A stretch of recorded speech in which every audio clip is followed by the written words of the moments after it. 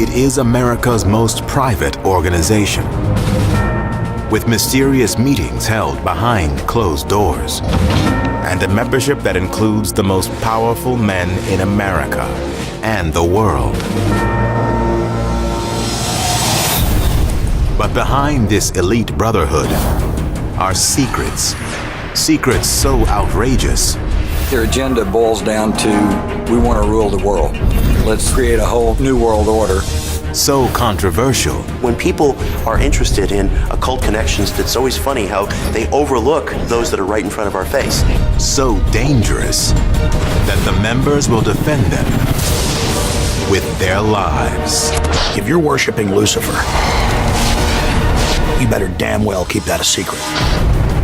There are those who believe in the existence of a book. A book that contains the most highly guarded secrets of the United States of America. A book whose very existence is known to only a select few. But if such a book exists, what would it contain? Secret conspiracies? Secret plans? Secret lies? Does there really exist America's Book of Secrets?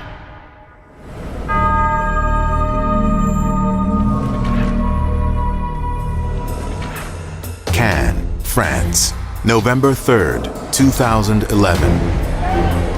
President Barack Obama and other world leaders arrived at the 6th meeting of the world's 20 major economies, known as the G20. At recent summits in London, Toronto, and France, thousands engage in violent protests. But why? What are they so afraid of? Officially, the members of the G20 meet to discuss, plan, and monitor international economic cooperation.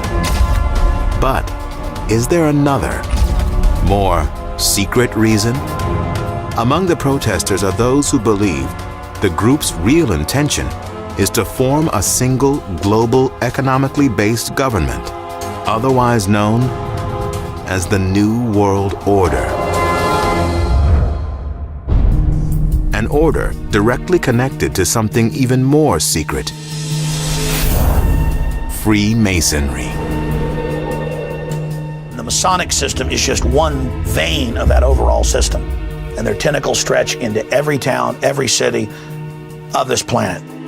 For centuries, the Freemasons have been believed to be the architects behind the world's greatest international conspiracies.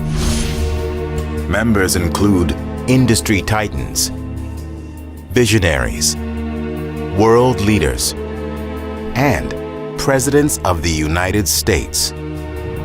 Freemasonry in the 20th century is sort of a who's who of industry, politics, government. Go into any industry, any branch of government, and you find prominent Freemasons. So Freemasonry is almost like a gallery of American development in the 20th century. Today, there are an estimated 6 million Freemasons worldwide. And there are those who suggest the Freemasons are perhaps the most powerfully rooted in the United States of America. 14 of 44 U.S. presidents have been Freemasons, including 7 in the 20th century alone. They include William McKinley, Warren Harding, Howard Taft, Theodore Roosevelt, Franklin Roosevelt, Harry Truman, and most recently, Gerald Ford. But who are the Freemasons? And where did they come from? The origins of Freemasonry are in many respects shrouded in mystery. It's probably the only organization in modern life for which that's really true. Freemasonry is the world's largest, oldest, and best-known gentlemen's fraternity. Mythologically, it started during the building of King Solomon's Temple, and maybe even before that. This is very important because this is where you see the roots, the real roots of modern Freemasonry. The Egyptians were great builders, stone builders. And obviously, their two greatest achievements in stone building were pyramids and obelisks. It is no coincidence that pyramids and obelisks are used as symbols in the rituals of Freemasonry. Freemason meaning free builder. Here, we're not talking anymore only about building structures, physical structures. We're talking about building your own inner temple. So the building concept is very important, and that is why there is strong association with ancient Egypt. The clearest and plainest origin point for Masonry can be found within the Reformation. In the 1600s, a cluster of academics, merchants, intellectuals, politicians, clergy wanted to get together and discuss civics and religion and social issues and science in an atmosphere that was entirely outside the control or the monitoring of the church or the aristocracy. And to do this could be dangerous. People who stepped outside the accepted order of things, even late into the Enlightenment era, could be persecuted, imprisoned, and in some extreme cases could still be executed. But while the origins of this secret society may forever remain a mystery, the influences of modern Freemasonry began to emerge in the American colonies in the mid-18th century. Masonry traveled to America on British troop ships. You start to find the first publicly proclaimed Freemasonic lodges in the second decade of the 1700s. And by that point, it's an influential organization. It is important to keep in mind the 18th century was really the age of enlightenment. Obviously, Freemasonry played a very important role in promoting and propagating ideals and principles of that age, and the founding fathers of the United States were disciples of that age. Freemasons are encouraged to study 7 liberal arts and sciences. 3 of them, grammar, rhetoric, and logic, are designed to help the Freemason develop a way of thinking that is based on reason, logic, and develop communication tools. The foundation that Freemasonry is built upon is expressed in 2 symbolic tools: the square and compass. The original universal symbol of Freemasonry is a square and compasses. The compasses is the main tool of the individual. You draw a circle using the compasses around you, and if you go beyond the perimeter, you lose control. Now, because it's a compass, the circle can be larger, and how do you enlarge? By seeking knowledge and light. The square is considered a symbol of wisdom, and G stands for the grand architect of the universe. The idea is to produce free-thinking people. This is the best way to fight any form of tyranny over the mind of man. By the mid-1700s, Freemasons in the American colonies were regularly meeting in secret, assembling in woodland cabins, country barns, upper rooms above taverns, anywhere they felt their secrets were kept safe from the untrustworthy public. If a man can't be trusted to keep something as minor as a handshake or a password as a secret, then his word really can't be taken as a man or as a gentleman. As Ben Franklin said, if we don't hang together, we will most assuredly hang separately. So secrecy was important to bind these founding brothers, not just fathers, they were founding brothers, and secrecy bound them together. But just what was it that was being discussed inside the Freemasons' meeting places? Were their lodges really functioning as incubators for diabolical plans? Boston, December 16th, 1773. Relations between the colonies and their British rulers have reached a breaking point. The Sons of Liberty, a group dedicated to protecting the rights of colonists against English oppression, convened at the Green Dragon Tavern and ignited the most infamous act of rebellion in history. Ground zero for the revolution was in Boston at the Green Dragon Tavern, and in the 1760s it was actually bought by St. Andrew's Lodge. So the tavern was actually owned by the lodge. Paul Revere happened to be the master of his lodge in Boston, which met in the Green Dragon Tavern. By simple coincidence, that's where the Sons of Liberty also met. Interesting. the Boston Tea Party was planned at the Green Dragon Tavern with lots of men who were members of St. Andrew's Lodge. St. Andrew's Lodge was supposed to meet, and as a matter of fact, in their minutes, it actually says meeting called due to lack of quorum because they were out dumping tea into the ocean. Could the taxation protest, known as the Boston Tea Party, have been a step towards a larger agenda? And were the colonial Freemasons really planting the seeds for what would eventually become known as the New World Order? Masonry was a fundamental part of the American Revolution, and that is because some of America's most influential founders, including Benjamin Franklin and George Washington, were Freemasons. Freemasonry was very important to George Washington. It was a network that he developed within his command, and he encouraged his generals to become Freemasons. He thought it made them more trustworthy. 33 out of Washington's 74 generals were Freemasons. That's 46%. That's not accidental. There were 9 out of 56 signers of the Declaration of Independence who were Freemasons, so they were well represented. 1/3 of the signers of the Constitution were Freemasons. One of the greatest contributors to the United States Constitution was also, as many believe, America's first master Mason, Benjamin Franklin. The first Masonic book published in the United States was published by Ben Franklin. It was a copy of James Anderson's Constitutions. He becomes master of a lodge very quickly after that. He becomes provincial Grand Master not much longer after that. And so he rises through the ranks very, very quickly and becomes very, very popular within Freemasonry. For my money, the most powerful Masonic influence on America as a whole is Anderson's Constitutions. In 1717, the London Freemasons formed an official lodge, formed a Grand Lodge. They hired a man named James Anderson to write a set of constitutions by which the Freemasons would live. It is startling when you read Anderson's Constitutions for the Freemasons, written in 1723. You see concept after concept after concept that appears in the Constitution and the Declaration of Independence. There are those who believe that as long as the United States has existed, Freemasonic influence on the nation has been both pervasive and profound. But are the Freemasons simply a gentleman's club, as some suggest? Or are they a secret government leading America toward a new world order? Perhaps the truth can be found by examining the group's many strange rituals, secret ceremonies that have been hidden from public scrutiny and that its members seem willing to die for.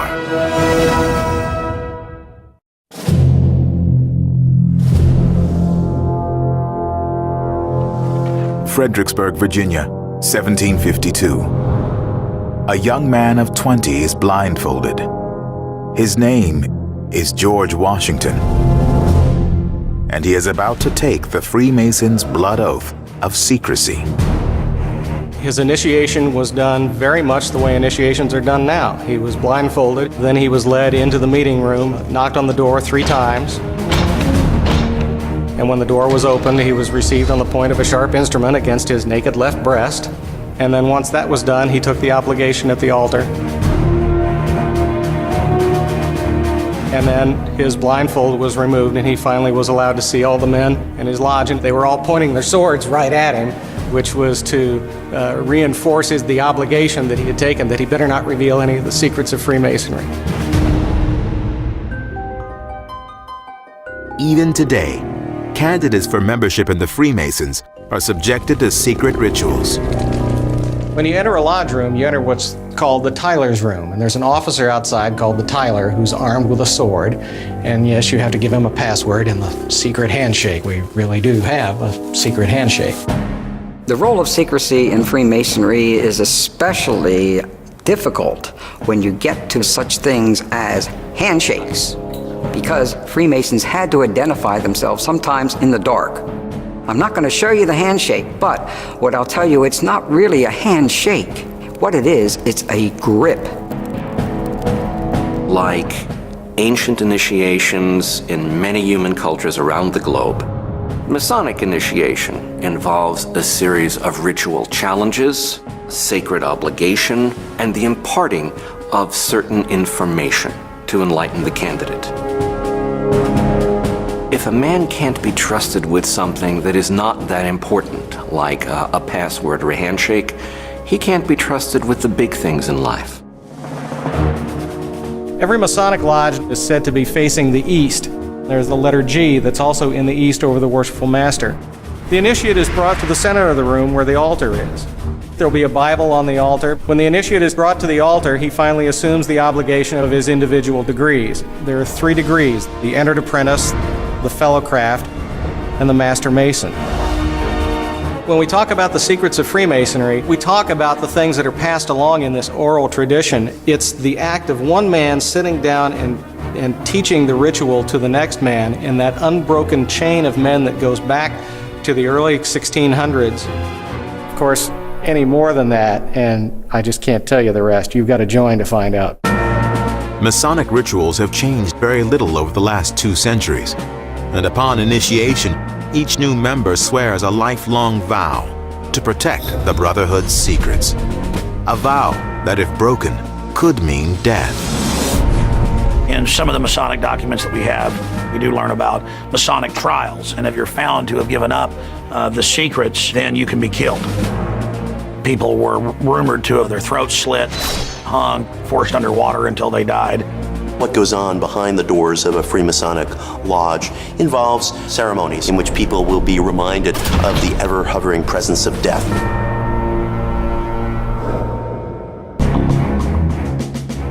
Masonic trials? Ritualistic executions? What actually goes on behind closed doors of a Freemasonic lodge may forever remain a mystery. But the details of one ritual reenacted during initiation ceremonies have been revealed. The murder of Hiram Abiff. Hiram is presented in a very dramatic way to the candidate for the degrees of Freemasonry. Hiram was a special craftsman who was asked to do very special work by King Solomon in ancient times. In the 3rd degree, the Master Mason degree tells an allegorical story of the building of King Solomon's temple and how Hiram Abiff is possessing of certain secrets of the Master Masons, and how he's set upon by 3 ruffians who don't want to wait until the proper moment to find out what those secrets are. And they attack him, and he goes to his grave refusing to say what the secrets of a Master Mason are. He was conspired against, he was murdered, and he is a kind of symbolic martyr within Freemasonry. The term "give him the 3rd degree" actually comes from the Master Mason degree, where everybody tries to, let you have it, and it really works you over. And if you've been given the 3rd degree and you can take it, it means you kept your mouth shut.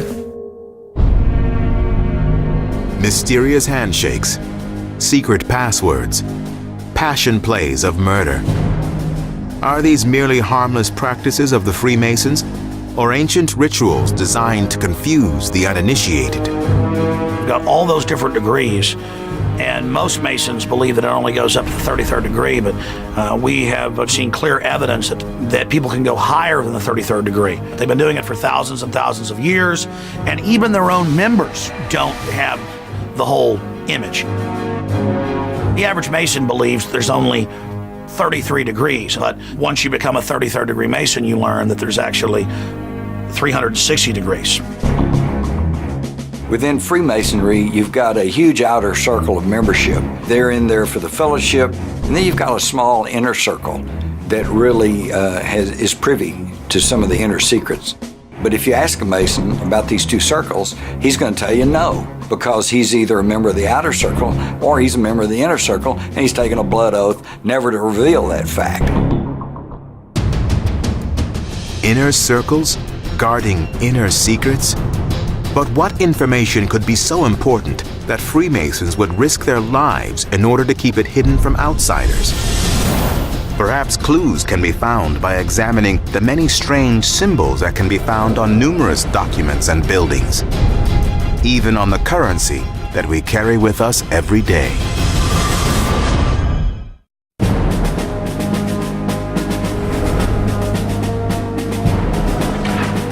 It is one of the most important documents ever written. It is the very foundation of our government. But while the Constitution of the United States is written in plain English, there are those who believe that America's founders used Masonic symbology and codes to communicate a secret agenda. The language of Freemasonry is a language of symbols. Symbols hide universal truth, and the idea is that each individual gets to discover those on his or her own. Washington was very fond of and drawn to the symbols of Freemasonry. He was proud to be a Freemason. You do have depictions of George Washington, for example, wearing his Masonic apron, and these things are filled with all kinds of occult symbols, the all-seeing eye, the square and compass. If there is a logo of Freemasonry, it's the square and compass with the letter G. The square is the square of virtue and teaching someone to be on the square, and it's a right angle. The compass is used to draw circles, and Freemasons say that you circumscribe your character with that. If you draw a circle with a compass, you're drawing a boundary line, and that's sort of a boundary that you won't cross over that boundary in your daily behavior. What is the G? G, most people would say, that's God. And it is held between the square and the compass. So therefore it's central to everything. But it also can be related to geometry, sacred geometry.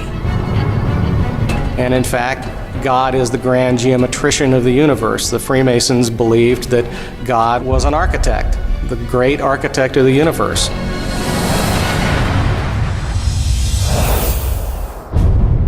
To this day, one of America's most recognizable symbols, the Great Seal of the United States, remains shrouded in mystery.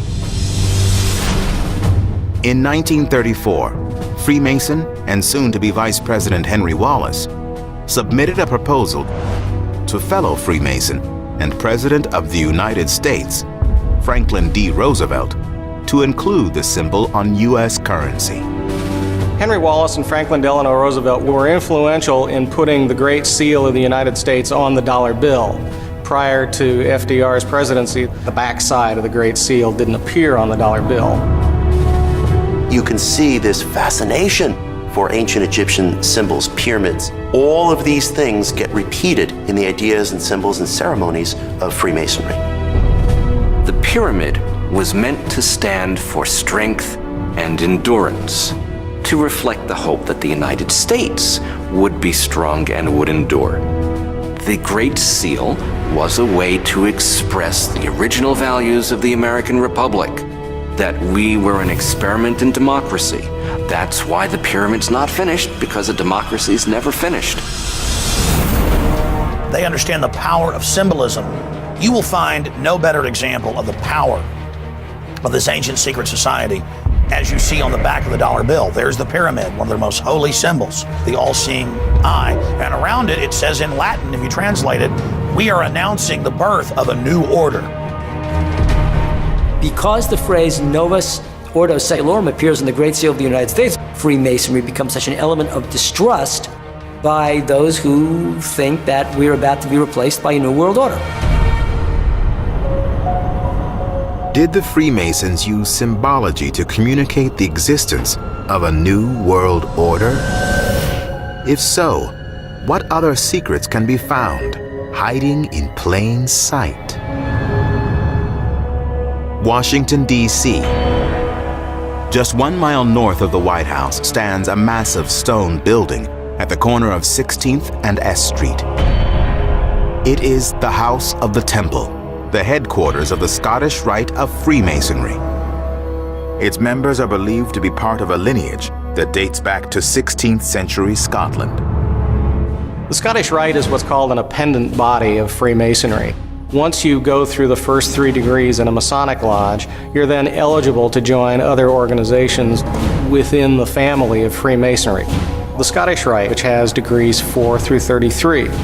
This particular location has the address 1733, which represents the 33 degrees of initiation in Scottish Rite Freemasonry.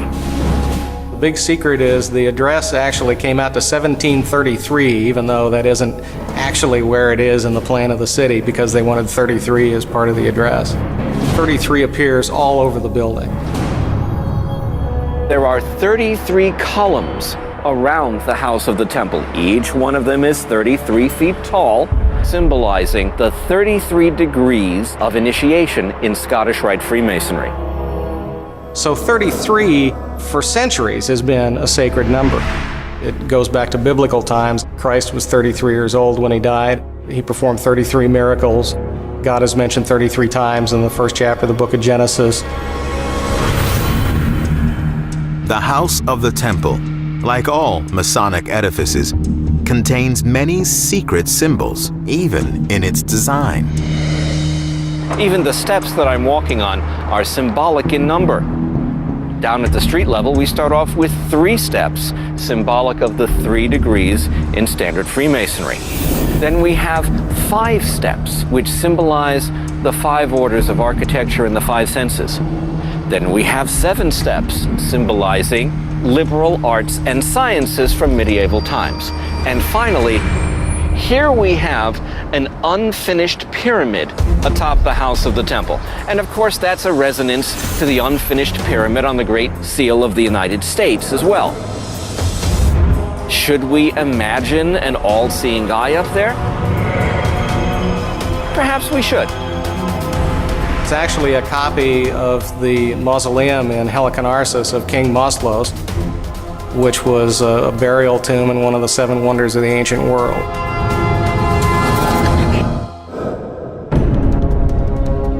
Buried deep within the House of the Temple lie the actual remains of a man who many consider one of the most important and controversial figures in all of Freemasonry, Albert Pike. He was a Confederate officer, a general, and he wrote a lot of writings that have since been made public where he talks about the god they worship is Lucifer. We've learned a lot about the inner secrets of Freemasonry through Albert Pike. He wrote the word Lucifer twice in his book, Morals and Dogma, and he's talking about the origin of the word Lucifer as meaning bringer of light, and saying, isn't it interesting that the term bringer of light came to mean the prince of darkness? Somehow over the years that's been translated into saying that Albert Pike somehow brought Lucifer into Freemason rituals.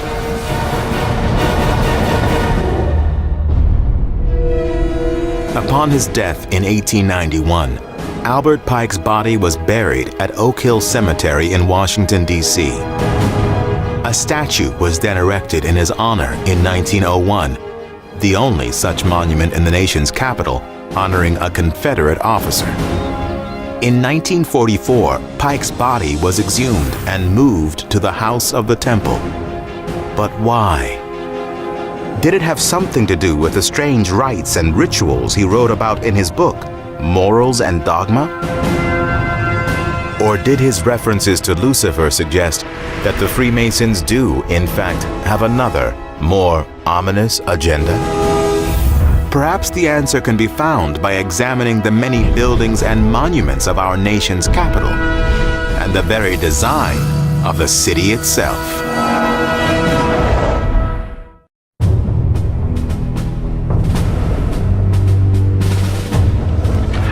Alexandria, Virginia, 1791.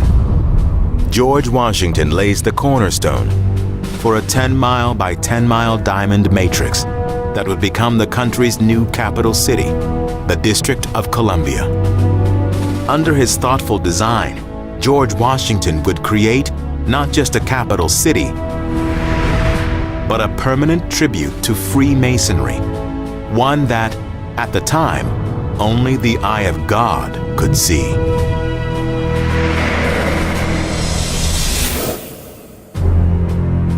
When Pierre Charles L'Enfant and George Washington sat down to design the city of Washington, they were starting from nothing. They were starting from scratch. And they wanted the city to be an absolute rational, living plan of geometry. They were living the precepts of the Enlightenment. And all of this grew out of Freemasonry, of this fascination with science and logic and philosophy and symbolism, and all of those things came together at the design of Washington, D.C.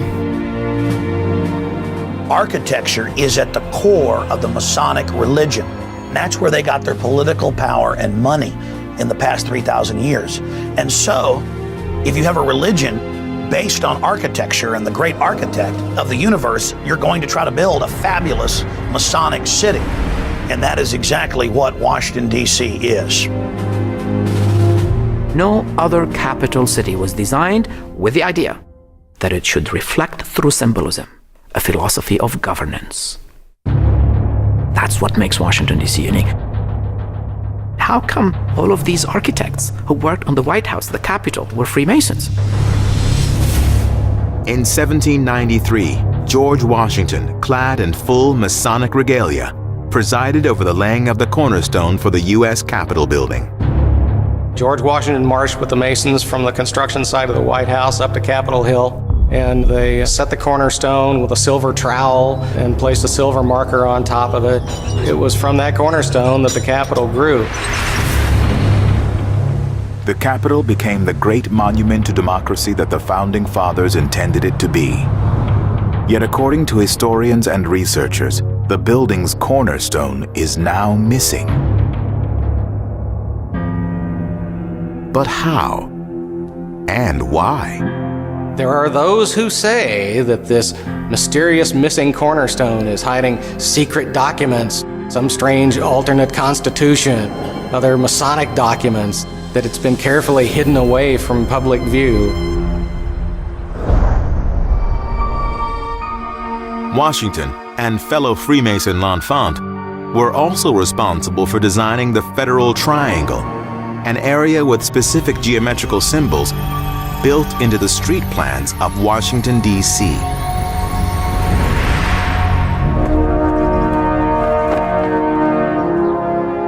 I am standing in the middle of America's sacred ground. I have the Washington Monument right behind me, the Statue of Libertas on top of the Capitol Dome to my right. And I have a clear look at the White House from this spot. The Founding Fathers wanted this to be a statement in stone of American values. They wanted to make sure a particular set of doctrines were going to be visible for thousands of years. Pierre Charles L'Enfant realized that this triangle of three buildings was really key to establishing the new order of America. So therefore, it's central to everything. There are symbols hidden in the layout of Washington, D.C. First, you had a grid, horizontals, verticals. Then you had the streets on angles. When you start laying angles over top of grids, you're going to come up with all kinds of symbols. The Masonic symbols are everywhere, like signposts that says, "We are announcing the birth of our new order." Further investigation reveals another occult symbol traced directly into the streets of Washington, D.C., a pentagram. And its southernmost tip points directly to the White House. One of the recurrent occult symbols that you'll find within Freemasonry is the pentagram, the five-pointed star. People look at the pentagram today and they think there's something sinister about it. That wasn't the intent at all.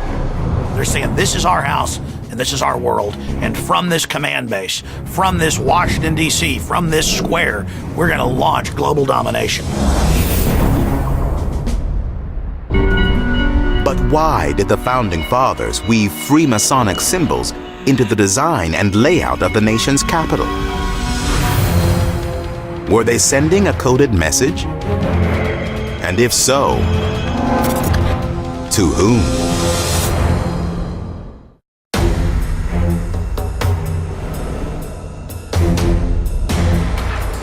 Colorado, 1995. After years of delays, construction of the Denver International Airport is complete. It is the largest international airport in America, third largest in the world.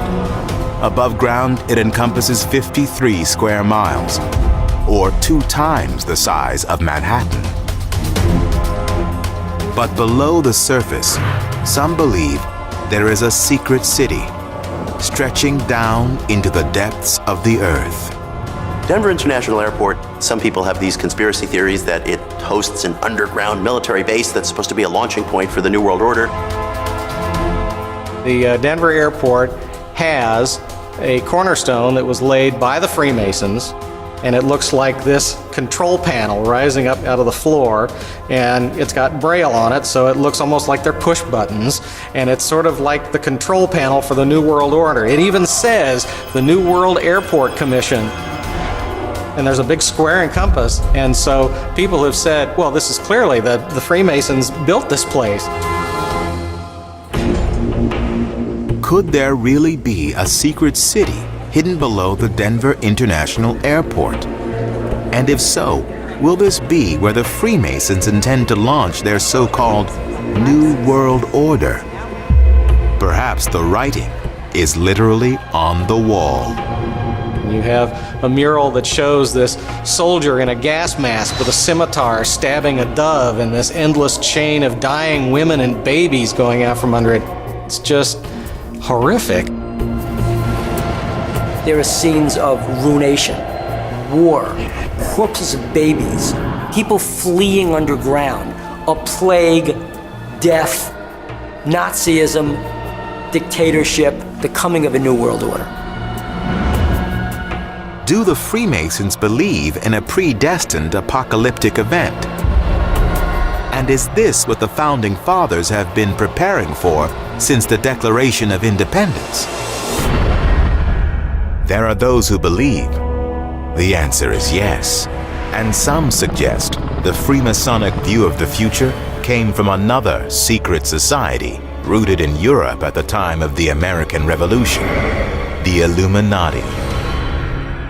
A university professor named Adam Weishaupt formed a group called the Illuminati. And he set it up to be a very secret society and to operate very secretly.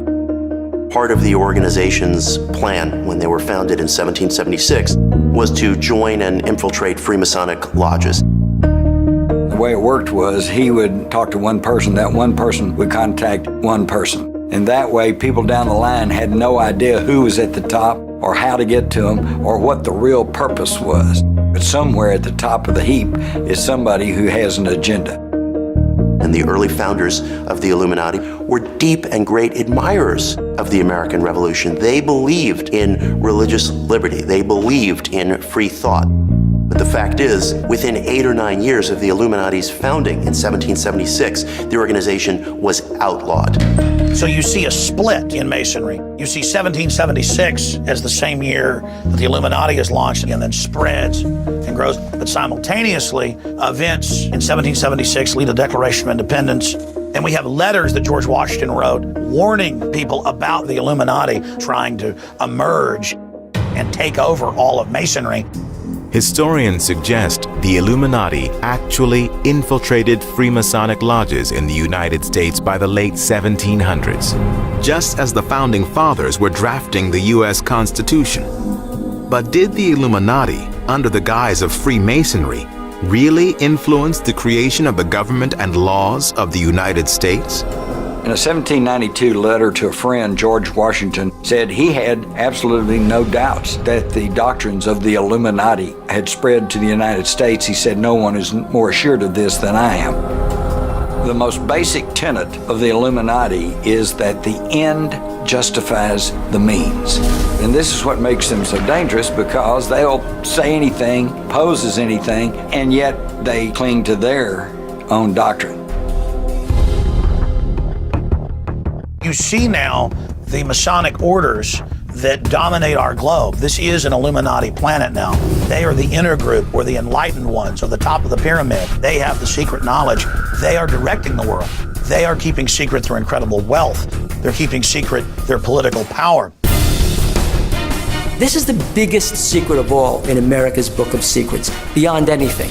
And the secret of the Freemasons is that there is a coming of a new age. It's a big secret in plain sight. As for a book of secrets that contain the secrets of the fraternity that have been passed down through the ages, there really aren't any, because Freemasons promise not to write, print, paint, stamp, stain, cut, carve, hew, mark, or engrave any of the secrets of the fraternity. Freemasonry will always remain the granddaddy of all secret societies, the greatest of all of them, the most international of all of them. And Freemasonry will remain a society that has a very powerful political impact. But despite all of the conspiracy theories and all of the secrets, these facts are clear. Prominent Freemasons helped spark the American Revolution.